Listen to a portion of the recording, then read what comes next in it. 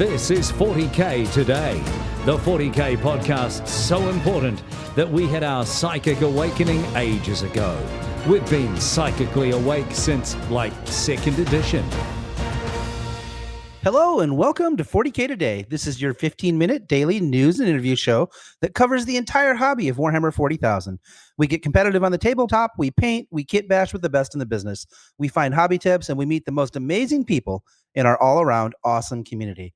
Today is Monday, the 22nd of June, and on the show, we talk to someone who built 1,000 2nd edition grots. And after that, we get serious about conversions. First up, though, we have a poll question live on our Facebook page, so let's kick things off with that. Our 40K Today poll question of the week live on our Facebook page as of right now. With all the previewed changes we have seen so far, board sizes, Overwatch, blah, blah, blah, who will dominate the game in the new edition? Assault armies or gunline armies? Let us know what you think at 40K Today on Facebook. There, like I said, the poll is right there. We'd love to hear which you think is going to dominate and why. Sometimes it's better to do a thing before asking if you should do a thing. This is one of those times for sure. I sat down with Matthew, who has made the world around him a better place. He's responsible for the bucket O Grotz, numbering 1,000 strong. Let's get into his story. Hello, Matthew, and welcome to 40K Today. And you're here to talk about having lots more fun. And I think you have a really creative way of doing that. Why don't you tell the listeners what kind of craziness you've been up to? Hi, nice to be here. So I have taken the concept of a horde army a bit too far, I think, for anyone's sanity. So in the past kind of 6 to 8 months, I have managed to acquire just under 1,000 2nd edition grots, and now I'm very, very happy to announce that 3/4 of them are fully painted and based.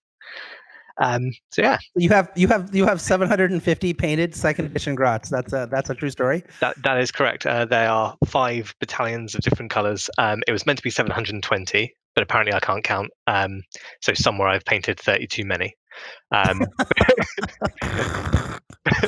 yes, we've got 4 full painted battalions, and they're all beautifully based in the classic 90s style of rubbish sand, and then I'd like to say goblin green bases, but unfortunately it's warpstone green because I can't get my hands on that much goblin green. Amazing. Yeah, because the goblin green don't no longer exist, right? No, I know. It's really upsetting. Okay, so let's talk about this. What inspired you to decide that you said 720 2nd edition grots, right? So 720 is, so the scariest thing is I have no idea where I got the first ones from.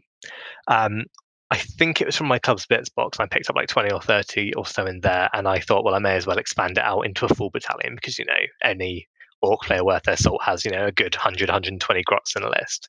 Well, yeah, clearly, right? Of course, yeah. And so what I found was I kind of got 180 quickly, and then found that what happens when you post a picture of a massive horde of strength 2, toughness 2, 6-up saves, all everyone does is tell you how they're going to kill them. I mean, first they say what's wrong with you, and then they say, I could kill these with flame aggressors or bulk storm aggressors or whatever. And so I thought, well, okay, fair, but let's get a few more and see how that goes. And so I thought, well, okay, I'll get a double battalion, and I got 360. And then I thought, well, we're this close to 500, let's go 500. I was like, well, 540 is a triple battalion, so we then took that, and we and that kind of thing just carries on that kind of idea that people love to tell you how they beat it, but no one really throws models on the table. Like I find I'm quite into my competitive play, or certainly from a theory point anyway, and I find I spend so much time theory hammering, I sometimes forget to have a bit of fun. And so that's where the idea of the bucket came from. So a friend of mine basically said, oh, you need to get a bucket, and he made me a nice small bucket. We then realized that you can only fit about 150 grots in a 1 litre bucket, so we now have a 12-litre bucket, which I will send you some pictures of. And it's just the concept of them being their one-piece models. There's now just shy of 1,000 that fill the bucket. Like they're one-piece models. They're old models. They're not good models. Like I like them personally, but I know that there are very mixed opinions. Like they're not particularly detailed. The worst that can happen when you're playing with them is that the spike falls off the head, and that's just one less thing to paint. And so I think I think the principle with it was just bringing back a bit of fun into the game. So that's why we invented this challenge for the club, where we have 540 grots against 2,000 points of whatever you want to bring. My guys are all toughness 2, strength 2, so you can bring whatever the heck you want. And and we just throw some models and throw some dice at the table. That sounds like a lot of fun. So the first time people see this 12-liter bucket full of grots, and I imagine it has, it's probably the bucket's been decorated, right? Clearly, because you're an orc. Yeah. Yes, yeah, well, I mean, you're an orc player. So let's just start off by saying most people would say, having 1,000 of any one singular model or model type we would call that abnormal. But then we would say, oh well, you're an orc player, and then we would say, oh well, that's actually normal. So, because orc players are just a little different breed than most of the rest of us, not in a bad way. They're just the most creative of all the 40K players. They take the most pride in their battle boards, the stories behind their armies, and the crazy conversions that they do. Orc players are by far my favorite. I entirely agree. I'd say people's first question tends to be, "What's wrong with you?" Which is also my wife's question, but it's fine. I think kind of the beauty of it, and I think the reason people appreciate it is if you've played in the hobby for any amount of time, you have one of the second dead grots at home somewhere. You don't know where it came from, but it just exists in your house. And like, they're not rare, they're not hard to find, that kind of thing. And so I think kind of that appeals to people as well. I mean, clearly you've proved that they're not rare or hard to find. You picked up 1,000 in 6 months, so that's pretty cool, actually. Well, Matthew, thank you so much for taking some time to talk about this. I'm going to call it a passion project. Yeah, 100%. It's really, really, really cool, and we'll definitely put pictures out on our social media. But if people want to see more of it, is there a place where they can find you? Yeah, so I have an Instagram for it. It is at bucket_O_grotz with a Z, and you'll see everything there. The bucket. There's a lovely video of me pouring them out onto a table at Warhammer World that people tend to enjoy, and a few other bits I'm working on for them. Perfect. So we will definitely have a link to that Instagram in the show notes below. Thanks, everyone. Thanks for having me. That's Matthew. Make sure you check out his Instagram for lots of fun images and videos. I highly recommend seeing the madness for yourself. Pay special attention to his top-notch deployment tactics. Next up, we talk conversions with a Grandmaster. Today's episode of 40K Today is brought to you by Frontline Gaming. Frontline Gaming is a one-stop shop for all your Warhammer hobby needs, discounted products, American-made gaming mats and terrain, and a full line of miniatures painting service and daily hobby content. And this can all be found at frontlinegaming.org. Welcome back. Have you ever admired someone's work and wondered, how the heck does he make that look so easy? Well, I have often admired David Koszka's masterful conversions. And if you guys don't know, he has got one of the best looking AdMech armies on the planet. And we'll definitely put links to it in the show notes. You should check it out. Today, he pulls back the curtain and drops some really inspiring tips on converting models. This is one of my favorite interviews because I was genuinely surprised at the advice he gave. And I think you will be too. All right, my good friend David Koszka joins us, and if you guys haven't seen his AdMech army, it is one of the most beautiful things on a given tabletop. It is absolutely gorgeous, but I think one of the things that makes his army so special is all the wild conversions that he does. So, David, you want to talk about some tips and tricks for readers who are, listeners who are getting ready to get into conversions and how you would get started, and what would you do? I'm really lucky because also thank you, John, for having me on, by the way. Sorry, I should probably start with that. Well, when it comes to conversions and stuff, I'm really fortunate to kind of be part of like the sculpting hobbyist part of the culture is Warhammer. And through that, I've had some amazing conversations that have really changed how I thought about conversions and how to make models. There are two people in particularly that really changed the way I convert and build things. The first guy, his name is Isaac Tobin. People on Instagram will know him as Weirding Ways. He's one of the Inquisimunda guys. You might have saw his Blanchitsu articles in White Dwarf. But one of the really interesting things that Isaac does when he converts his models is that, really quick question, John, how do you break apart your sprues? I cut them with clippers, right? Yeah, but once you break the models apart, how do you put your models, like, how do you put the parts away? I don't know. I guess I don't really put them away. I just throw the sprues in a box, right? The unused sprues. Okay. Well, so what happens is when most people clip their sprues, they usually take the bits and they put heads in the head box and left arms in the left arm box and pants in the pants box. Have you ever done that, or is that I'm That's like, way am I beyond crazy? me. Am I the only one that does that? No, I keep bags of sprues, and whenever I want another part, I go look through the sprues for parts. That's Whoa. how I do it. Oh, rad. Okay.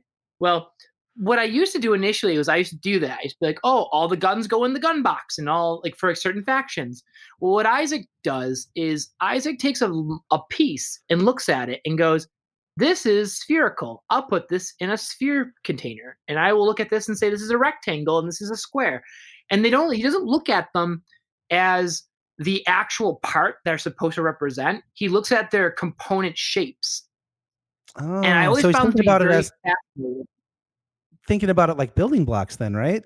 So when he goes to put a converted model Exactly. together, he's looking for rectangles or spheres or triangles to build the geometries he's trying to build out of it. That's cool. That's really, really smart. Exactly.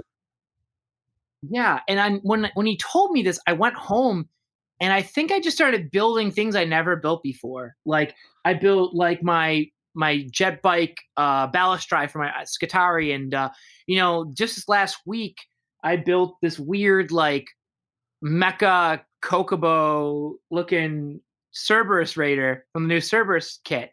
And I looked at like his thing, and also there's another guy named the Polysmith, and he's on Instagram as well. His conversions, once again, just like mind-blowingly beautiful conversions, and they're very organic in nature. And they're mostly all like robot stuff. Mostly now he's doing like demon things, and just the way that these people stretch the kits to the limit it defies logic at times. And these are the kind of people that you should look at and gain inspiration from, because they just look at things differently. And it's okay not to look at a head as a head. Maybe look at like for me, I saw a leg from a Doomcrawler, a little armored plate, and I was like, this would make a great head for like a dinosaur face or something. And because you start breaking it down to their geometric shapes, it's like you start finding more uses for certain parts. That's amazing. So your conversions, do you have a plan, or do you sort of let it organically come together? I'm kind of curious. Oh yeah, honestly, I just have like a bottle of wine and I just have at it, man. Like, and I just get really psyched. I'm like, oh my God. And then he could have like a tentacle bursting out of his face. And I'm like, what could be a tentacle? And then I'm like, I run through my bits boxes like a frantic madman. And then usually I get like the first model figured out. And then it becomes kind of like the pecking order of how the model's made. Yeah. And one I do want to say too is there's a guy named Modern Synthesist on Instagram, another amazing sculptor artist, and he taught me how to be fearless. He taught me how to pretty much don't be afraid to make mistakes. Don't be afraid to learn how to sculpt. If you're not good at sculpting, at least try and really just go at it. I know a lot of people, when they get a kit, they are afraid to dig into it because they're, this is an expensive bit that I have, or like this only comes once per box set, and they get very scared to, mess around with the component. I would recommend that you just go for it.